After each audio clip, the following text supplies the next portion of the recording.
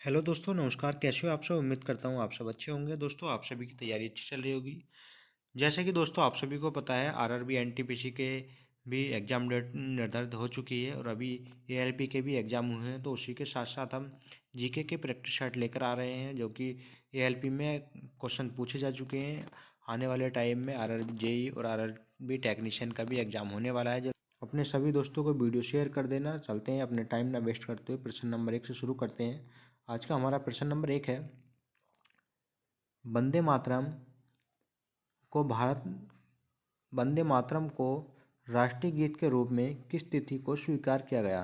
दोस्तों, वंदे मातरम को राष्ट्रीय गीत के रूप में किस तिथि को स्वीकार किया गया था? ऑप्शन नंबर ए है इसका 24 जनवरी 1950। ऑप्शन बी है 26 जनवरी 1950। ऑप्शन सी है 29 जनवरी 1950। ऑप्शन डी है 24 जनवरी 1950।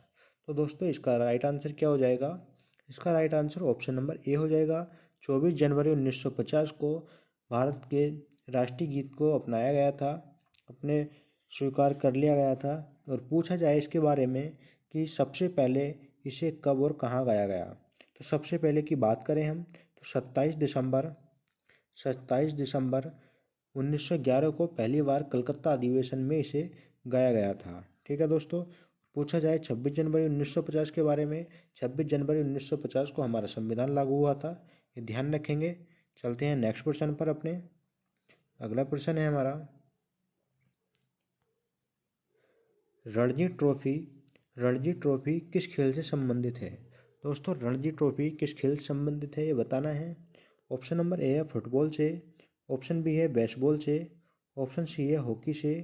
ऑप्शन डी है क्रिकेट से। तो दोस्तों, इसका राइट आंसर क्या हो जाएगा? इसका right answer option number D सही हो जाएगा। रणजी ट्रॉफी का संबंध क्रिकेट से है। अगर पूछा जाए क्रिकेट के बारे में, यह रणजी ट्रॉफी यह भारत की घरेलू प्रतियोगिता के नाम से भी जानी जाती है। ठीक है दोस्तों। पूछा जाए फुटबॉल की ट्रॉफी के बारे में, फुटबॉल की दो सबसे इम्पोर्टेंट ट्रॉफी हैं। नंबर 1 डूरंड कप होती है, दूसरी नेहरू कप है। नेहरू कप, ये दो ट्रॉफी इसकी इम्पोर्टेंट हैं। पूछा जाए बेसबॉल के बारे में, बेसबॉल की शाई यंग पुरस्कार एक महत्वपूर्ण ट्रॉफी है और एक कमिश्नर ट्रॉफी भी इसकी बहुत पूछी जाती है। पूछा जाए हॉकी के बारे में, हॉकी के बारे में एक तो ध्यानचंद ट्रॉफी सबसे इम्पोर्टेंट है और दूसरी सिंथिया ट्रॉफी, ये खासकर एग्जाम में पूछी जाती हैं। ठीक है, इतना ध्यान रखेंगे। चलते हैं अगले प्रश्न पर। अगला प्रश्न है दोस्तों, रतौंधी किस विटामिन की कमी से होती है? दोस्तों, ये बताना है रतौंधी किस विटामिन की कमी से होती है। ऑप्शन नंबर ए है हमारा विटामिन ए। ऑप्शन बी है विटामिन बी। ऑप्शन सी है विटामिन सी।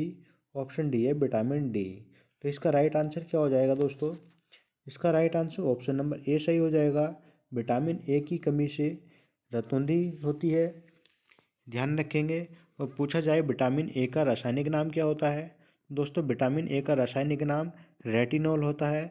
और पूछा जाए विटामिन बी के बारे में, तो विटामिन बी का रासायनिक नाम थायमीन होता है और इससे बेरी बेरी बीमारी होती है। पूछा जाए विटामिन सी के बारे में, विटामिन सी से स्कर्वी बीमारी होती है और इसका रासायनिक नाम पूछा जाए तो इसका रासायनिक नाम स्कोर्बिक अम्ल होता है। पूछा जाए विटामिन डी के बारे में, तो विटामिन डी से रिकेट्स बीमारी होती है और इसका रासायनिक नाम कैल्सीफेरॉल होता है। ठीक है, इतना ध्यान रखेंगे। चलते हैं अगले प्रश्न पर। अगला प्रश्न है दोस्तों, इम्पोर्टेंट प्रश्न है ये भी। आराम हराम है, यह नारा किसने दिया था? आराम हराम है, यह नारा किसके द्वारा दिया गया था? ऑप्शन ए है सुभाष चंद्र बोस। ऑप्शन बी है जवाहरलाल नेहरू। ऑप्शन सी है सरदार वल्लभ भाई पटेल। ऑप्शन डी है महात्मा गांधी। तो इसका राइट आंसर क्या हो जाएगा दोस्तों? इसका भी right answer option number B हो जाएगा। जवाहरलाल नेहरू द्वारा यह नारा दिया गया था, आराम हराम है। तो यह जवाहरलाल नेहरू जी ने नारा दिया था। पूछा जाए सुभाष चंद्र बोस जी के नारे के बारे में, तो इन्होंने नारा दिया था, तुम मुझे खून दो मैं तुम्हें आज़ादी दूंगा। तो ये इनका नारा है सुभाष चंद्र बोस जी का। और पूछा जाए सरदार वल्लभ भाई पटेल जी के नारे के बारे में, तो इन्होंने एक नारा दिया था, एक भारत श्रेष्ठ भारत, यह इनका नारा है। पूछा जाए महात्मा गांधी जी के बारे में, तो इन्होंने करो या मरो का नारा दिया था। ठीक है दोस्तों, चलते हैं अगले प्रश्न पर। अगला प्रश्न है हमारा,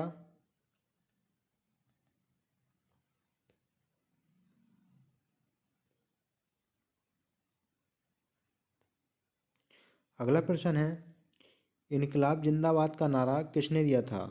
इनकलाब जिंदाबाद का नारा दोस्तों किसने दिया था? तो इसका राइट आंसर क्या हो जाएगा दोस्तों?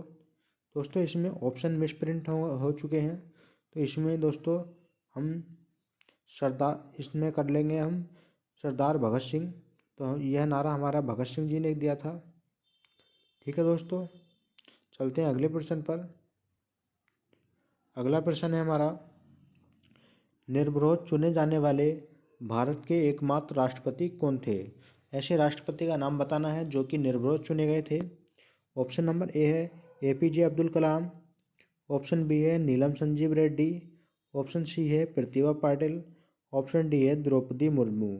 तो दोस्तों इसका राइट आंसर क्या हो जाएगा? इसका right answer option number B हो जाएगा। नीलम संजीव रेड्डी जी एकमात्र ऐसे राष्ट्रपति हैं जो कि निर्विरोध चुने गए थे। और इन्हें कब चुना गया था? तो इन्हें 25 जुलाई 1977 को चुना गया था। यह 2 बार भारत के राष्ट्रपति रह चुके हैं। ठीक है दोस्तों, और पूछा जाए प्रतिभा पाटिल जी के बारे में, तो ये भारत की प्रथम महिला राष्ट्रपति रह चुकी हैं। और पूछा जाए द्रौपदी मुर्मू के बारे में, तो द्रौपदी मुर्मू भारत की प्रथम आदिवासी महिला राष्ट्रपति हैं जो कि 15वें नंबर की राष्ट्रपति हैं। ठीक है दोस्तों, चलते हैं अगले प्रश्न पर। अगला प्रश्न है हमारा, नींबू और संतरे में कौन सा विटामिन पाया जाता है? नींबू और संतरे में कौन सा विटामिन पाया जाता है? तो इसका राइट आंसर क्या हो जाएगा दोस्तों? इसका right answer option number C सही हो जाएगा। विटामिन सी नींबू और संतरे में पाया जाता है। पूछा जाए विटामिन ए के बारे में, तो इसका रासायनिक नाम रेटिनॉल होता है और इससे बीमारी रतौंधी होती है। पूछा जाए विटामिन बी के बारे में, तो इससे थायमीन, इसका रासायनिक नाम थायमीन होता है और बेरी बेरी बीमारी इससे होती है। विटामिन सी से स्कर्वी बीमारी होती है और स्कोर्बिक अम्ल इसका नाम होता है। विटामिन डी के बारे में पूछा जाए, इसका रासायनिक नाम कैल्सीफेरॉल होता है और रिकेट्स नामक बीमारी इससे होती है। चलते हैं अगले प्रश्न पर। अगला प्रश्न है हमारा, भारत का मैनचेस्टर किसे कहा जाता है?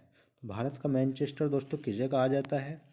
ऑप्शन ए है कानपुर को, ऑप्शन बी है कोयम्बटूर को, ऑप्शन सी है अहमदाबाद को, ऑप्शन डी है गांधीनगर को। भारत का मैनचेस्टर किसे कहा जाता है दोस्तों? भारत का मैनचेस्टर कोयम्बटूर को कहा जाता है। इसका ऑप्शन नंबर बी सही हो जाएगा। पूछा जाए उत्तर भारत का मैनचेस्टर, तो उत्तर भारत का मैनचेस्टर कानपुर को कहा जाता है। इसका ऑप्शन नंबर ये सही हो जाएगा। उत्तर भारत का मैनचेस्टर कानपुर को कहा जाता है। ठीक है दोस्तों, ध्यान रखेंगे। चलते हैं अगले प्रश्न पर।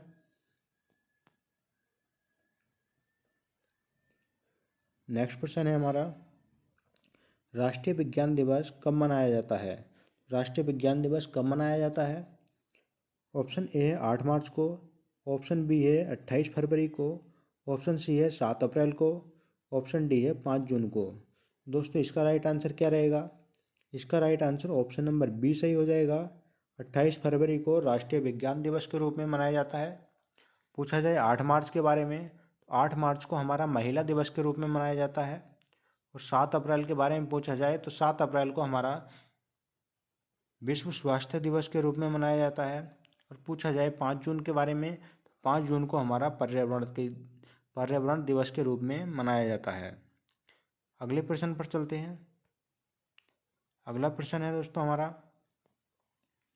विश्व का सबसे छोटा महाद्वीप कौन सा है? विश्व के सबसे छोटे महाद्वीप के बारे में बताना है। ऑप्शन ए है आर्कटिक महाद्वीप, ऑप्शन बी है ऑस्ट्रेलिया महाद्वीप, ऑप्शन सी है अफ्रीका महाद्वीप, ऑप्शन डी है एशिया महाद्वीप। तो इसका राइट आंसर कौन सा हो जाएगा दोस्तों? ऑप्शन नंबर बी इसका सही हो जाएगा। ऑस्ट्रेलिया महाद्वीप सबसे छोटा महाद्वीप है। और सबसे बड़े महाद्वीप की बात की जाए तो हमारा एशिया महाद्वीप सबसे बड़ा महाद्वीप है। नेक्स्ट प्रश्न चलते हैं। नेक्स्ट प्रश्न है हमारा, विश्व का सबसे पुराना लोकतंत्र कौन सा है? विश्व का सबसे पुराना लोकतंत्र की बात की जाए तो इसका ऑप्शन नंबर सी सही हो जाएगा। विश्व का सबसे पुराना लोकतंत्र अमेरिका का लोकतंत्र है। और पूछा जाए सबसे बड़ा विश्व का लोकतंत्र कौन सा है, तो हमारे भारत सबसे बड़ा लोकतंत्र है। ठीक है दोस्तों, तो आज की वीडियो में इतने ही प्रश्न रखते हैं, मिलते हैं अगली वीडियो में। तब तक के लिए जय हिंद, जय भारत।